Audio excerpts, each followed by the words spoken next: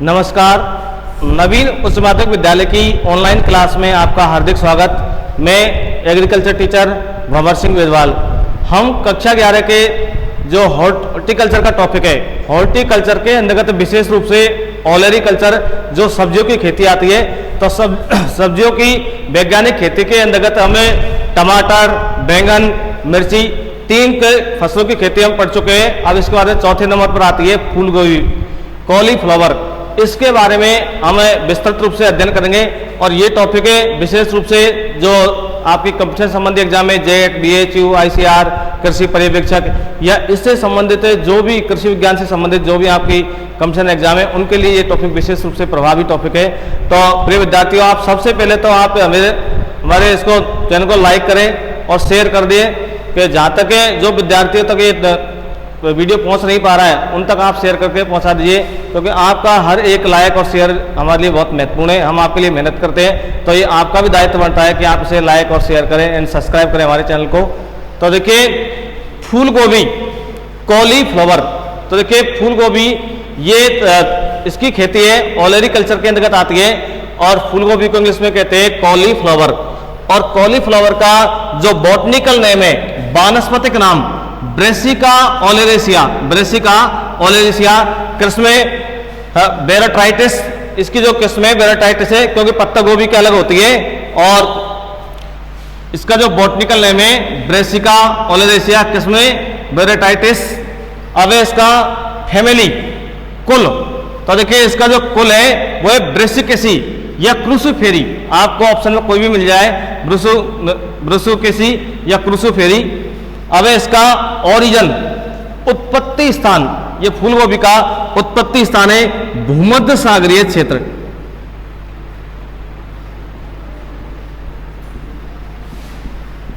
भूमध्य सागरीय क्षेत्र, इसका जो ओरिजिन है, उत्पत्ति स्थान है भूमध्य सागरीय क्षेत्र। अब है क्रोमोसोम नंबर, यानी इसके गुणसूत्र, गुणसूत्र होते हैं 2n बराबर 18, 2n बराबर 18, ये गुणसूत्र है इसके। अब इसका पुष्पक्रम, पुष्पक्रम रेसिमोस। और इसका खाए जाने वाला भाग, जो फूल गोभी है इसका खाए जाने वाला भाग है कर्ड, पुष्पकुंज, यानी कि इसका जो खाया जाने वाला भाग है वो है कर्ड, पुष्पकुंज। तो देखिए, जो फूल गोभी है कॉलीफ्लावर है, इसका वानस्पतिक नाम ब्रेसिका ओलेरेसिया, किस्म ब्रेटोटाइटिस और फैमिली है ब्रेसिकेसी या क्रूसीफेरी। और इसका जो ओरिजिन है, उत्पत्ति स्थान, उत्पत्ति स्थान विशेष रूप से भूमध्य सागरीय क्षेत्र मानी जाती है। भूमध्य सागरीय क्षेत्रों के अंतर्गत रसदार फलों की कृषि भी की जाती है। इनकी उत्पत्ति, जो रसदार फल है, इनकी उत्पत्ति स्थान भूमध्य सागरीय क्षेत्र माना जाता है। तो इसी प्रकार से जो ये कॉलीफ्लावर है, इसका उत्पत्ति क्षेत्र है भूमध्य सागरीय क्षेत्र है। और इसमें क्रोमोसोम नंबर, गुणसूत्र 2n बराबर 18, पुष्पक्रम रेसिमोस। और इसका जो खाए जाने वाला भाग है कर्ड, पुष्पकुंज।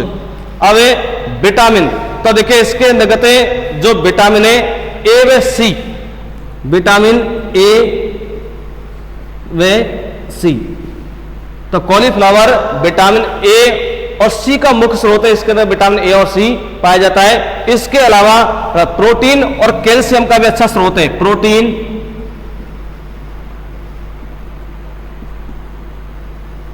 प्रोटीन और कैल्शियम।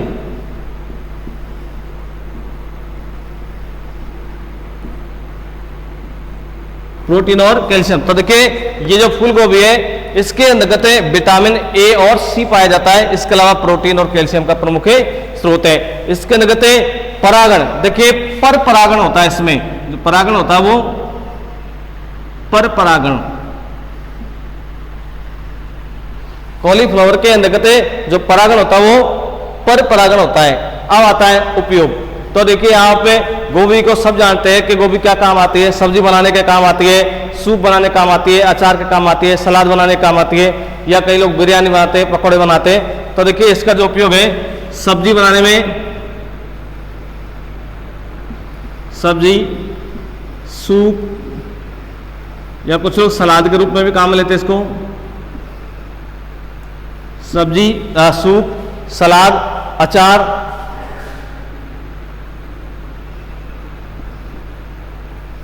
बिरयानी,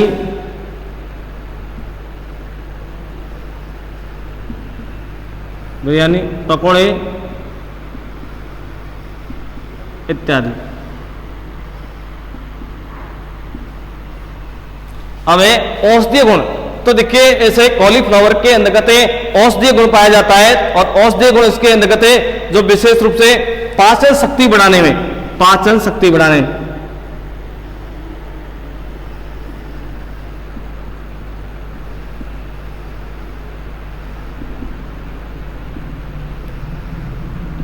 पाचन शक्ति बढ़ाने में, इसके अलावा मधुमेह रोग के निदान में तथा मधुमेह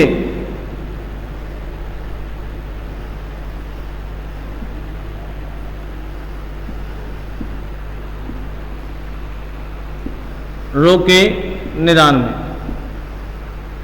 तो कॉलीफ्लावर है यानी फूलगोभी के अंतर्गत औषधीय गुण पाया जाता है और ये पाचन शक्ति को बढ़ाने में और मधुमेह रोग में उपयोगी होती है। अब है वाटर रिक्वायरमेंट, जल मांग।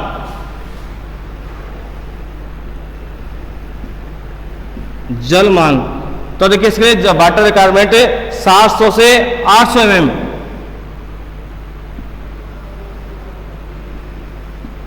700 से 800 mm। अब है जलवायु, क्लाइमेट।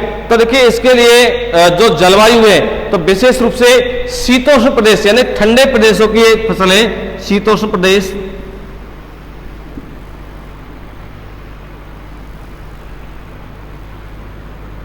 शीतोष्ण यानी इसके लिए ठंडी जलवायु की आवश्यकता होती है, लेकिन वर्तमान में उष्ण में उपोष्ण स्थानों पर भी, लेकिन वर्तमान में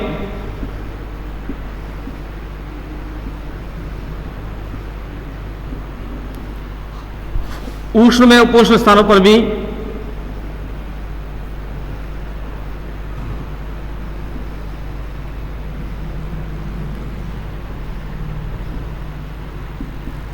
उष्ण में उपोष्ण स्थानों पर भी सफलतापूर्वक उगाया जा रहा है।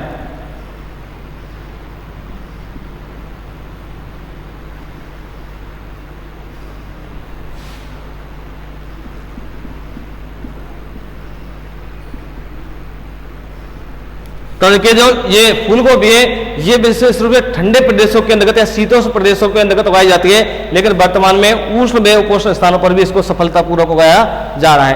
अब आते हैं टेम्परेचर, तापमान। तो देखिए तापमान कितना चाहिए, तो इसके लिए उच्च और लंबे तापमान की आवश्यकता होती है। और जो इसमें जो अगेती किस्म होती है, अगेती किस्म के अंतर्गत कर्ड बनने के लिए, अगेती किस्म में कर्ड बनने के लिए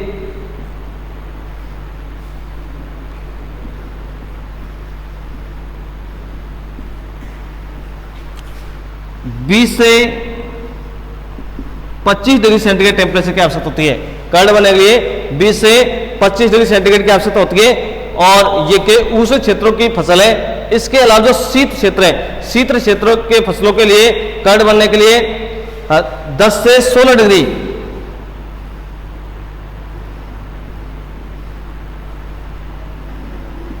शीत क्षेत्रों की फसलों के लिए कर्ड बनने के लिए 10 से 16 डिग्री टेम्परेचर की आवश्यकता होती है। अब है भंडारण। देखिए इसको जो भंडारण का इसको स्टोर किया जाता है, तो स्टोर करने के लिए 0 डिग्री टेम्परेचर की आवश्यकता होती है। 0 डिग्री टेम्परेचर की और आपेक्षिक आर्द्रता 90 से 95% होनी चाहिए।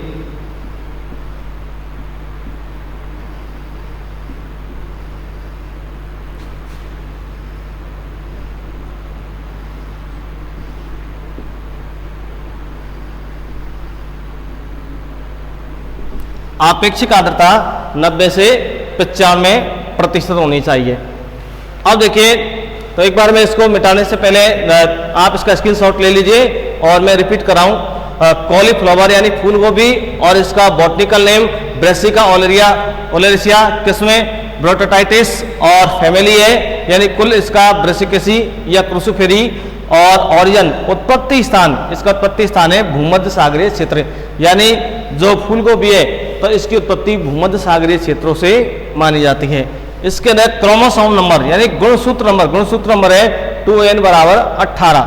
और पुष्पक्रम रेसिमोस, इसमें जो इसका फल का जो खाया जाने वाला भाग है कर्ड या पुष्प कुंज कहलाता है। देखिए जो फूल का जो व्हाइट वाला भाग है, जो ऊपर का भाग होता है, वो पुष्प कुंज कहलाता है या कर्ड कहलाते हैं। और विटामिन इसमें ए व सी, विटामिन विशेष रूप से इसमें विटामिन ए और सी पाया जाता है। और ये जो कॉलीफ्लावर है ये प्रोटीन और कैल्शियम का मुख्य स्रोत माना जाता है। इसके अलावा इसमें पर परागण होता है और इसका उपयोग सब्जी, सलाद, सूप, अचार, बिरयानी, पकौड़े इत्यादि बनाने में किया जाता है। और औषधीय गुण, इसका विशेष रूप से औषधीय गुण है कि पाचन शक्ति को बढ़ाने में सहायक है और मधुमेह रोग के निदान में भी इसका उपयोग किया जाता है। वाटर रिक्वायरमेंट यानी जल की मांग 700 से 800 mm होती है। क्लाइमेट जल यानी जलवायु, इसके लिए शीतोष्ण जलवायु, ठंडे प्रदेशों की जलवायु है, लेकिन वर्तमान के अंतर्गत इसे उष्ण में उपोष्ण क्षेत्रों के अंतर्गत सफलतापूर्वक उगाया जा रहा है। अब एक टेम्परेचर, तो देखिए इसके लिए उच्च टेम्परेचर की आवश्यकता होती है विशेष रूप से लंबे तापमान की। तो अगेती किस्म होती है जो उष्ण क्षेत्रों की किस्म होती है, उसमें कर्ड बनने के लिए 20 से 25 डिग्री सेंटीग्रेड तापमान की आवश्यकता होती है।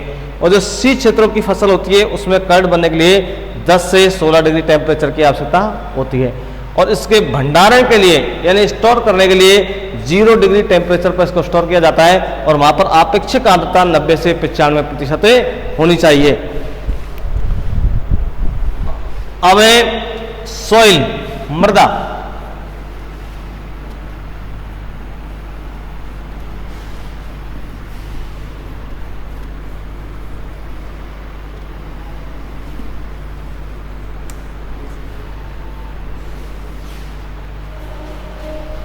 तो देखिए मृदा,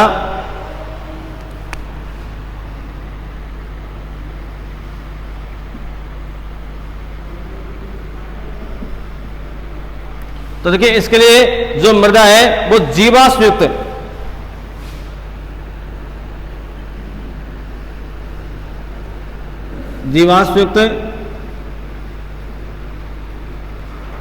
में अच्छे जल निकास वाली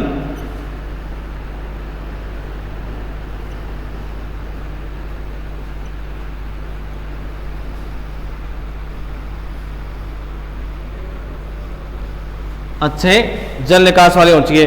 तो मृदा है वो जीवाश्म युक्त या अच्छे जल निकास युक्त, क्योंकि जो इसका कॉलीफ्लावर का खेत है, फूलगोभी खेत है, उसके अंदर जल भरा हुआ नहीं रहना चाहिए। अगर जल ज्यादा भरा रह जाता है तो उसके पौधे गल जाते हैं, तो उसमें जल निकास की अच्छी व्यवस्था होनी चाहिए। जो अगेती किस्म होती है, अगेती के लिए बलुई और दोमट मिट्टी की आवश्यकता होती है। बलुई और दोमट, तो अगेती किस्म है, इसके लिए बलुई और दोमट मिट्टी की आवश्यकता होती है। और जो पछेती होती है,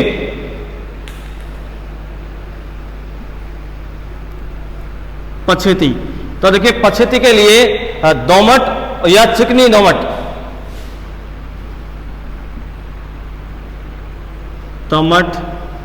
या चिकनी दोमट,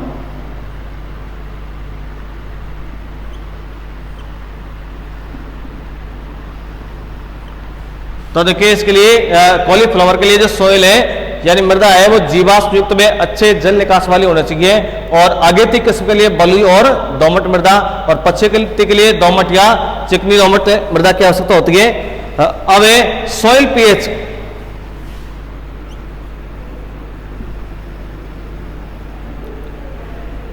सॉइल पीएच मान, तो देखिए इसका सॉइल जो पीएच मान है वो 6 से 7 होता है, 6 से 7 के मध्य होना चाहिए।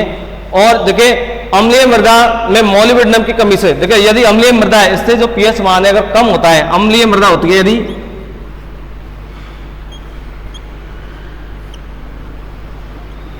अम्लीय मृदा के अंतर्गत अगर मोलिब्डेनम की कमी होती है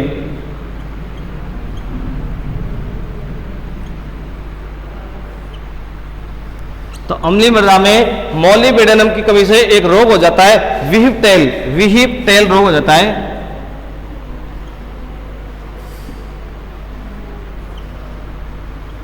अम्लीय मृदा की अंतर्गत मोलिब्डेनम की कमी से वीवटेल रोग हो जाता है। और जो क्षारीय मृदा होती है, क्षारीय मृदा के अंतर्गत अगर मृदा क्षारीय है,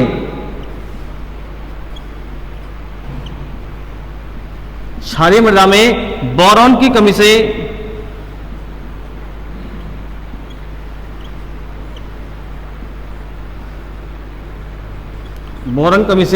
भूरा गलन रोग हो जाता है, भूरा गलन रोग। तो देखिए इसके लिए जो सॉइल है, मृदा है, वो जीवाश्म युक्त अच्छे जल निकास वाली होनी चाहिए। अगेती किस्म के लिए बलुई और दोमट मृदा, और पछेती के लिए दोमट या चिकनी दोमट। और इसके लिए सॉइल पीएच है वो 6 से 7 के मध्य होना चाहिए। और अम्लीय मृदा में मोलिब्डेनम की कमी से वीवटेल रोग हो जाता है। और क्षारीय मृदा में बोरॉन की कमी से भूरा गलन रोग हो जाता है। अब सीड रेट, बीज दर।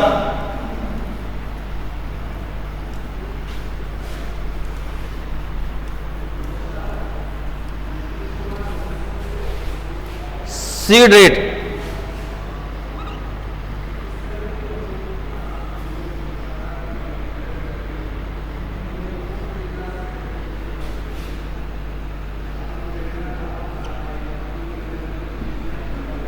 तो देखिए सीड रेट कितनी हो चाहिए अगेती किस्म के लिए।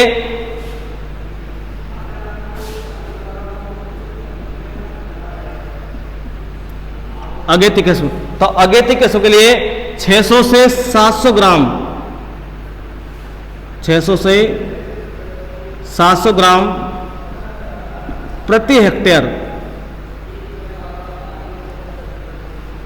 अगेती किस्म के लिए 600 से 700 ग्राम प्रति हेक्टेयर बीज की आवश्यकता होती है। और मध्यम के लिए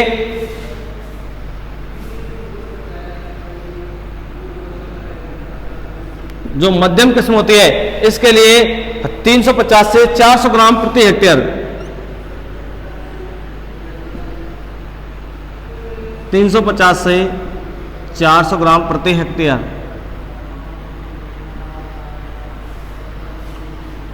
और जो पछेती किस्म होती है, पछेती किस्म के लिए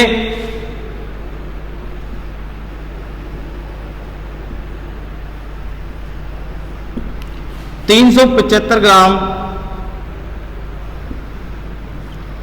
प्रति हेक्टेयर। तो कॉलीफ्लावर के लिए जो सीड रेट है, बीज दर है, वो अगेती किस्म के लिए 600 से 700 ग्राम प्रति हेक्टेयर, मध्यम के लिए 350 से 400 ग्राम प्रति हेक्टेयर और पछेती के लिए 375 ग्राम प्रति हेक्टेयर बीज की आवश्यकता होती है। अब है इसका टाइम ऑफ सोइंग।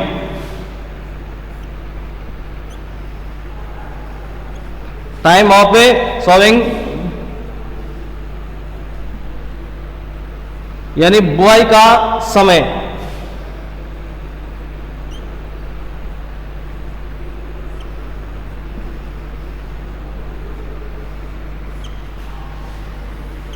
बुआई का समय, तो देखिए इसकी बुआई कब की जाती है। जो अगेती किस्म होती है, अगेती,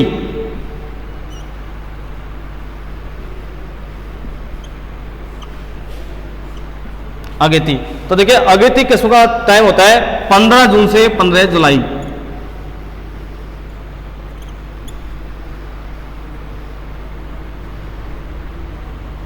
पंद्रह जून से 15 जुलाई। और जो मध्यम होती है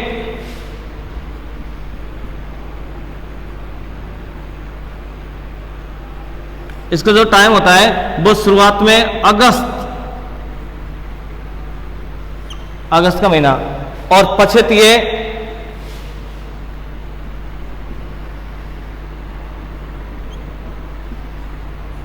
इसके लिए अक्टूबर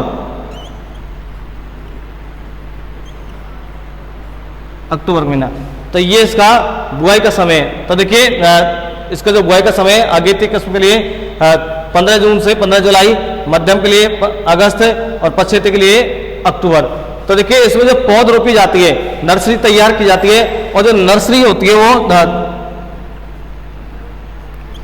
इसके लिए जो नर्सरी होती है वो 150 वर्ग मीटर प्रति हेक्टेयर, 150 वर्ग मीटर प्रति हेक्टेयर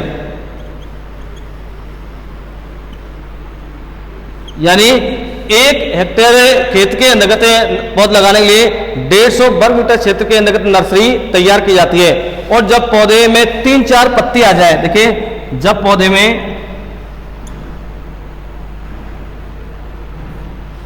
3-4 पत्ती आ जाए,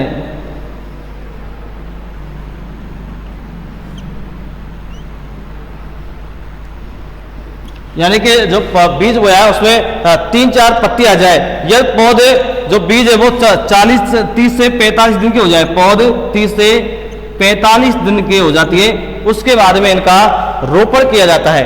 30 से 45 दिन के हो जाने पर इनका रोपण किया जाता है। तो देखिए आप इसके साथ साथ में स्क्रीनशॉट लेते रहिए। तो जो सीड रेट है, सीड रेट आपको लिखा दी अगेती के लिए 600 से 700 ग्राम प्रति हेक्टेयर, और मध्यम के लिए 350 से 400 ग्राम प्रति हेक्टेयर, पछेती के लिए 375 ग्राम प्रति हेक्टेयर। और इसका टाइम ऑफ सोइंग यानी जो बुआई का समय होता है, अगेती के लिए 15 जून से 15 जुलाई, मध्यम के लिए अगस्त का महीना शुरू में, और पछेती के लिए शुरू में अक्टूबर। अब इसकी जो नर्सरी तैयार की जाती है, नर्सरी 1 हेक्टेयर खेत के अंदर नर्सरी तैयार करने के लिए 150 वर्ग मीटर क्षेत्र पर पौध लगाई जाती है।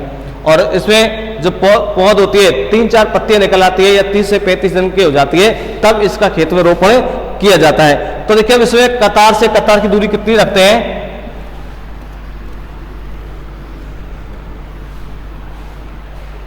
जो नर्सरी है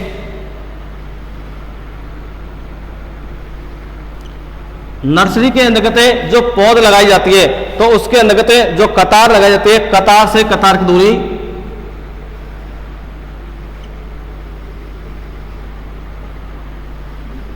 कतार से कतार की दूरी 40 सेमी रखते हैं।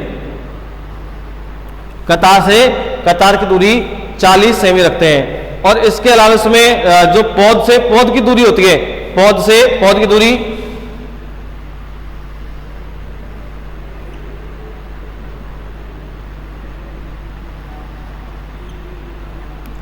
पौध से पौध की दूरी, तो देखिए पौध से पौध की दूरी होती है जो अगेती होती है,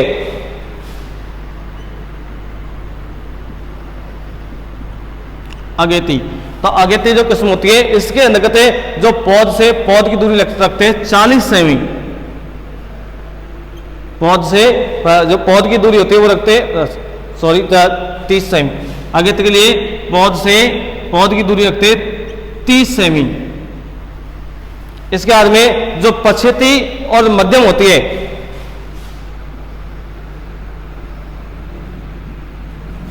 पछेती और मध्यम, इसके लिए जो पौध से पौध की दूरी रखते हैं वो 45 सेमी। तो देखिए जो नर्सरी तैयार करते हैं तो 1 हेक्टेयर क्षेत्र में नर्सरी 150 वर्ग मीटर क्षेत्र में तैयार की जाती है।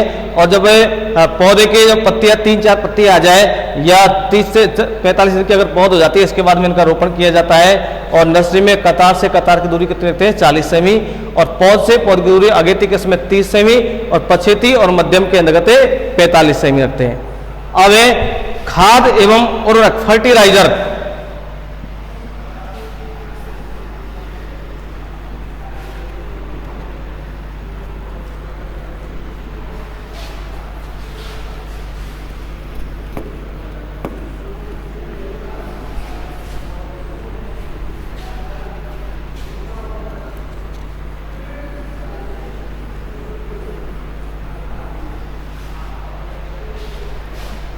खाद एवं उर्वरक,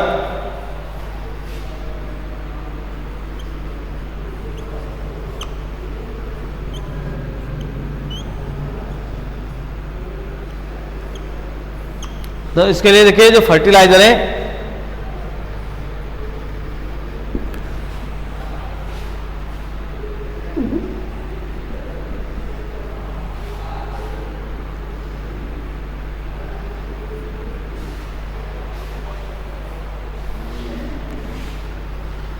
फर्टिलाइजर्स के लिए खाद जो उर्वरक है वो कितना रखते हैं। तो देखिए जब खेत को तैयार करते, खेत की जो बुआई करते, इससे पहले खेत को तैयार करना होता है। और तैयार करने के लिए सबसे पहले इसमें सड़ी खाद, सड़ी गोबर की खाद या कंपोस्ट, सड़ी गोबर की खाद या कंपोस्ट है, ये 20 से 25 टन प्रति हेक्टर।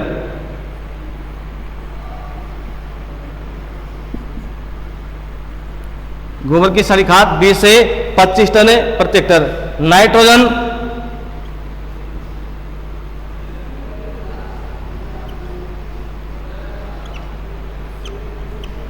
नाइट्रोजन 120 केजी प्रति हेक्टर।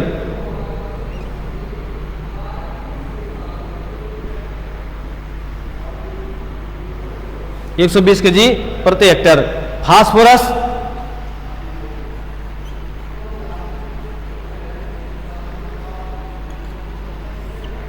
फास्फोरस 80 केजी प्रति हेक्टर।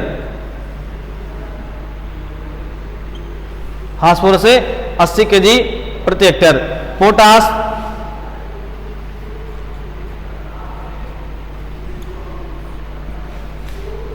साठ से 80 केजी प्रति हेक्टर।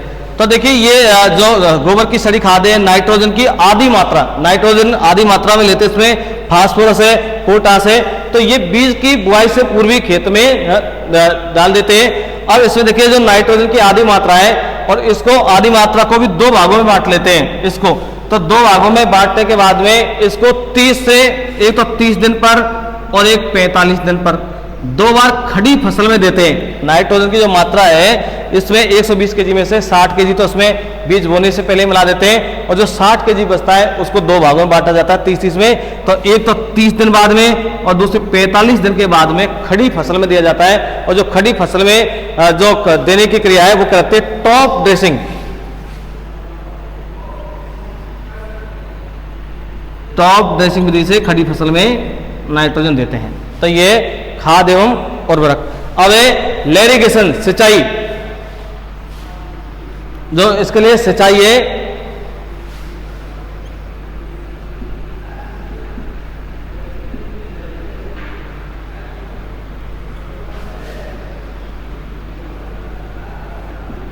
सिंचाई। तो देखिए सिंचाई कितना चाहिए। वैसे तो देखिए कि जब पौध रोपी जाती है, पौध वैसे शाम के समय रोपी जाती है 4 बजे बाद में ठंडे मौसम में, तो उसके तुरंत बाद में हल्की सिंचाई करनी चाहिए। और इसमें जो अगेती किस्म होती है, अगेती किस्म,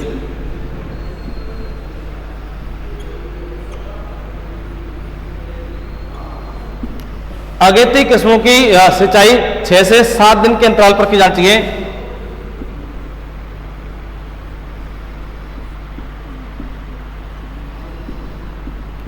6 से 7 दिनों के अंतराल पर इसकी कृषि की जानी चाहिए, वो सिंचाई की जानी चाहिए। और जो पछेती होती है, पछेती के लिए 10 से 12 दिन, पछेती की सिंचाई 10 से 12 दिन के अंतराल पर।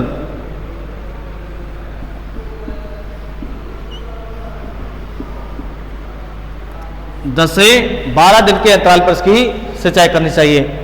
अब इसमें देखिए निराई गुड़ाई, इंटरकल्चर ऑपरेशन, निराई गुड़ाई,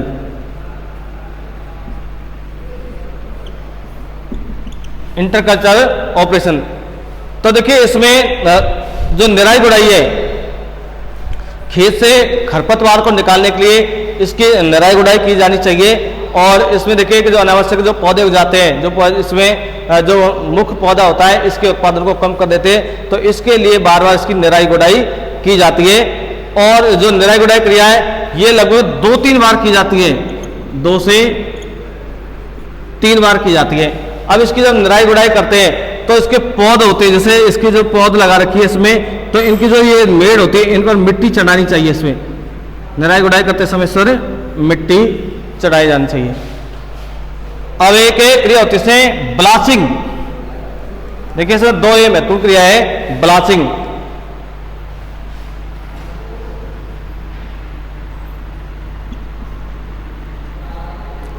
ब्लाचिंग ये क्या होता है कि देखिए ब्लाचिंग के अंतर्गत फूल को धूप से बचाने के लिए, देखिए इसका जो फूल आता है इसको धूप से बचाने के लिए या पीलेपन से बचाने के लिए इसके पत्तों से ढक दिया जाता है और ऊपर से रबड़ से बांध दिया जाता है इसको, यानी कि इसका जो पीलेपन से जो बचाने की क्रिया, पत्तों को जो ढका जाता है वो क्रिया कहलाती है ब्लाचिंग। तो फूल को धूप से फूल को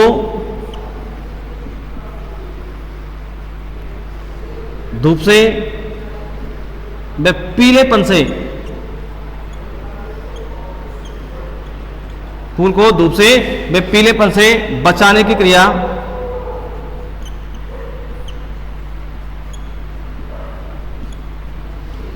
ब्लाचिंग कहलाती है। फूल को धूप से व पीलेपन से बचाने की क्रिया ब्लाचिंग कहलाती है। तो फूल को धूप से व पीलेपन से कैसे बचाया जाता है?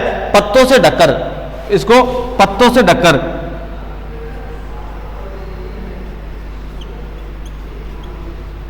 पत्तों से ढककर इसको धूप से बचाया जाता है। देखिए आपने एक कृषि के तहत एक और पढ़ी है पलवार। पलवार क्या होता है कि जैसे जो लगाते पौध लगाते हैं तो पौध के पास किनारे किनारे पर, जैसे ये यहाँ पर पौध लगाई, ये पौध, और पौध के किनारे पर क्या करते हैं कि इस तरह से एक घास या मूज घास होती है वो इस तरह से लगा देते हैं। तो ये क्या करती है, ये तो छाया का काम करती है और जो बरसात की तेज बौछार होती है उनको रोकती है, धूप को रोकती है, तो ये और फसलों में काम ले जाती है, इसको कहते हैं पलवार। तो इसको पलवार नहीं लगाई जाती है ब्लाचिंग क्रिया।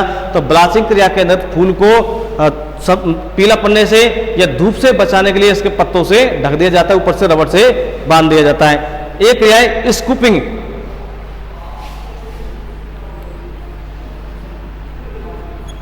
स्कूपिंग, तो देखिए स्कूपिंग ये क्या होता है कि बीज उत्पादन के लिए कर्ड के बीच वाले भाग को हटा दिया जाता है। बीज उत्पादन के लिए कर्ड के बीच वाले भाग को हटा दिया जाता है।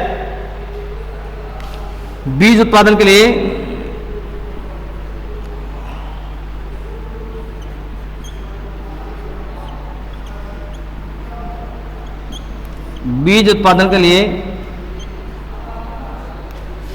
कर्ड के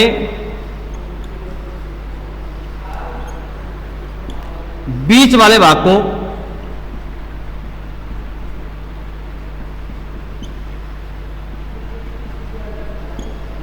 हटा दिया जाता है।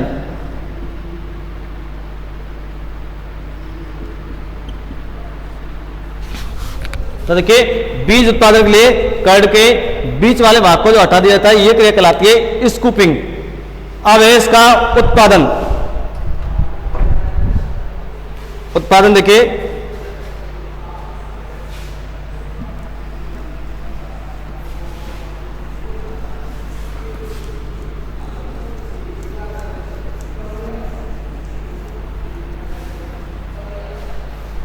तो इसका प्रोडक्शन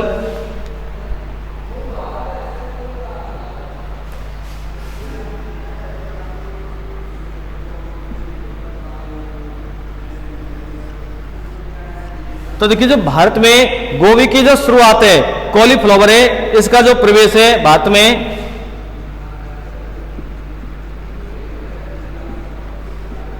जो फूल गोभी है इसका प्रवेश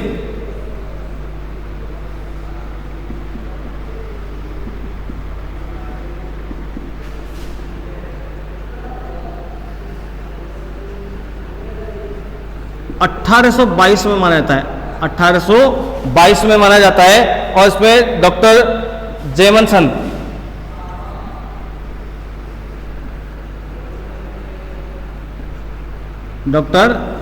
के द्वारा, इनके द्वारा पहली बार फूलगोभी की खेती की गई भारत में 1822 के अंतर्गत। अब इसमें देखिए उत्पादन देखा जाए तो उत्पादन की दृष्टि से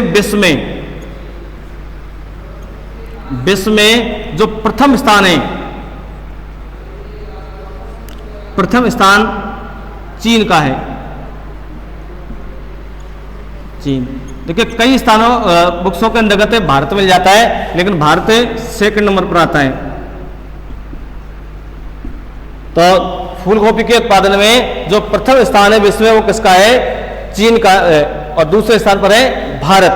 और भारत का में जो प्रथम स्थान है, भारत, और भारत के अंदर प्रथम स्थान है पश्चिम बंगाल।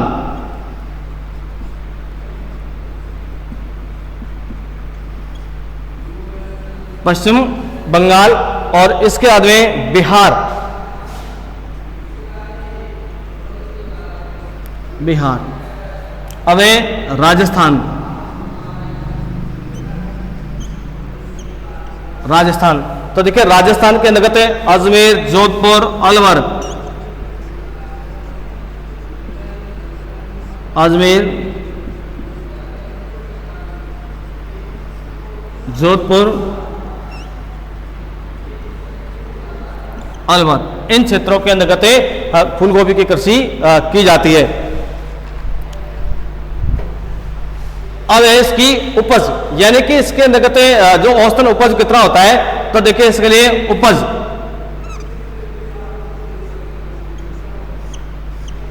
उपज, तो देखिए इसकी जो उपज है, जो अगेती किस्म होती है,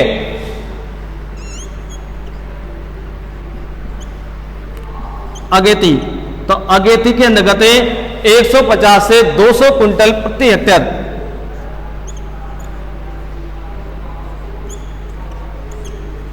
200 क्विंटल प्रति हेक्टेयर जो अगेती किस्म होती है, इसमें 150 से 200 क्विंटल प्रति हेक्टेयर।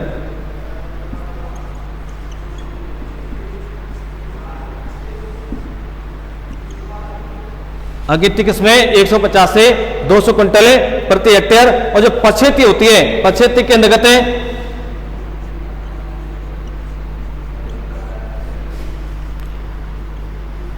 200 से 300 क्विंटल प्रति हेक्टेयर,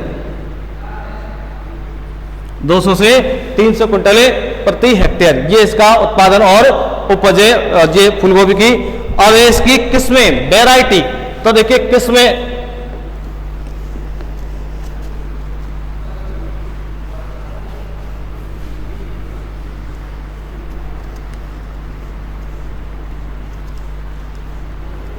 देखिए अब बात करते हैं किस्मों की। तो देखिए इसके किस्म,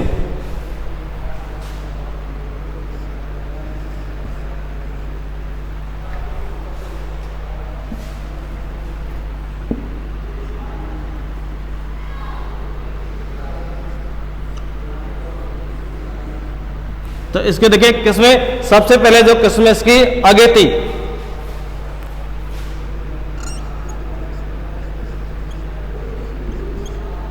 अगेती, तो देखिए अगेती किस्में कौन कौन सी है, देखिए पूसा दिवाली,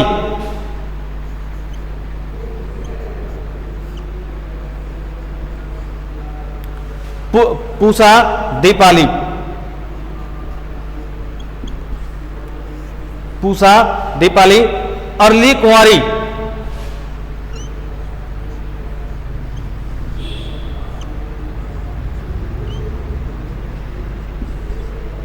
अर्ली कुंवारी, इसका दे पूसा केतकी,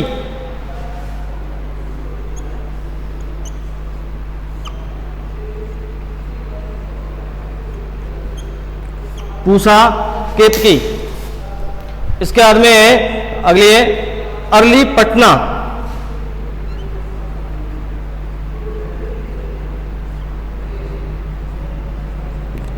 अर्ली पटना। इसके बाद में पंत गोभी 3,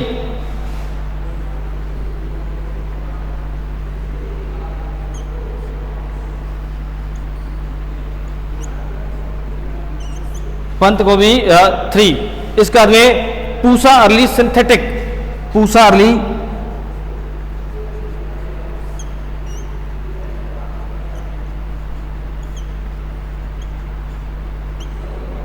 सिंथेटिक। तो देखिए ये इसकी जो अगेती किस्म है फूलगोभी की, पूसा दीपाली, अर्ली कुंवारी, पूसा केतकी, अर्ली पटना, पंत गोभी 3, पूसा अर्ली सिंथेटिक। अब आती है मध्यम,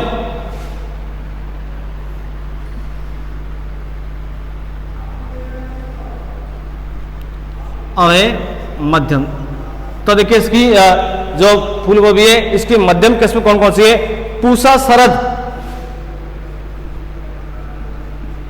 पूसा सरज, पूसा अघैनी, पूसा अघैनी और Pusa synthetic,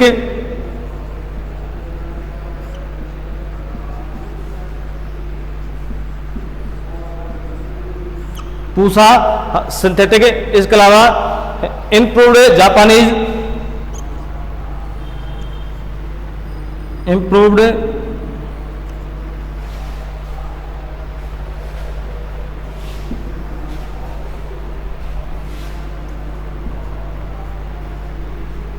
improved Japanese, improved Japanese.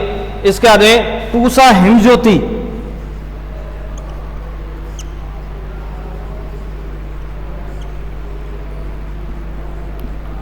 Pusa हिमज्योति।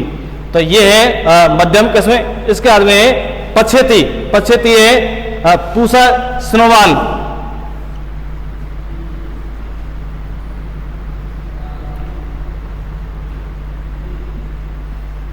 पछेती किस्मों में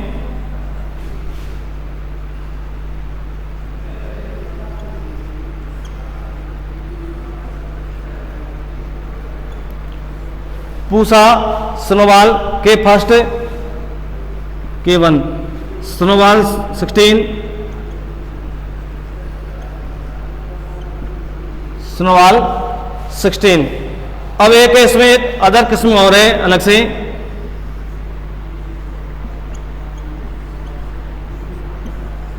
एक अलग से किस्म ये है पूसा हाईशंकर,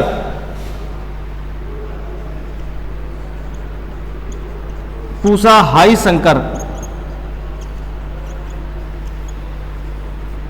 ये एकमात्र किस्म है जो पहाड़ी क्षेत्रों में उगाई जाती है। तो देखिए ये एकमात्र किस्म है,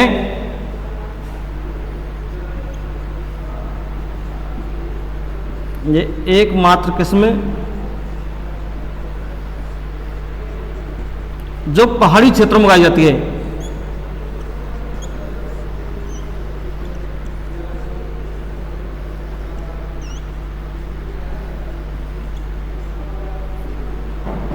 पहाड़ी क्षेत्रों में उगाई जाती है। तो देखिए ये इसकी जो कॉलीफ्लावर है यानी फूल गोभी है, इसकी वेराइटीज है। अगेती है, अगेती के अंतर्गत है पूसा दीपावली, अर्ली कुआरी, पूसा केतकी, अर्ली पटना, पंत गोभी 3, पूसा अर्ली सिंथेटिक है। और मध्यम में पूसा सरद, पूसा अगेनी, पूसा सिंथेटिक है, इम्प्रूव जापानीज, पूसा हिमज्योति। और जो पछेती है इसके अंदर पूसा स्नोवाल K1 और स्नोवाल 16। और इसके अलावा एक अन्य किस्म जो पूसा हाईशंकर है, ये एकमात्र ऐसी किस्म है जो पहाड़ी क्षेत्रों के अंतर्गत उगाई जाती है। तो देखिए प्रिय विद्यार्थियों, आज हमने जो फूल गोभी है, ये कॉलीफ्लावर है, इसके बारे में हमने विस्तृत रूप से अध्ययन किया। आपके चाहे कोई सी भी एग्रीकल्चर संबंधी कंपटीशन एग्जाम हो, इसका आपका क्वेश्चन बाहर नहीं जाएगा। और इसके जो यानी कि जो रोग और बीमारी आए, इनके लिए एक हमें अलग से वीडियो तैयार करें, जिसके अंतर्गत बैंगन के और फूल गोभी के, पत्ता गोभी के रोग और बीमारी उनको आपको दिया जाएगा। और मुझे विश्वास है कि ये टॉपिक आपको अच्छी तरह समझ में आया होगा।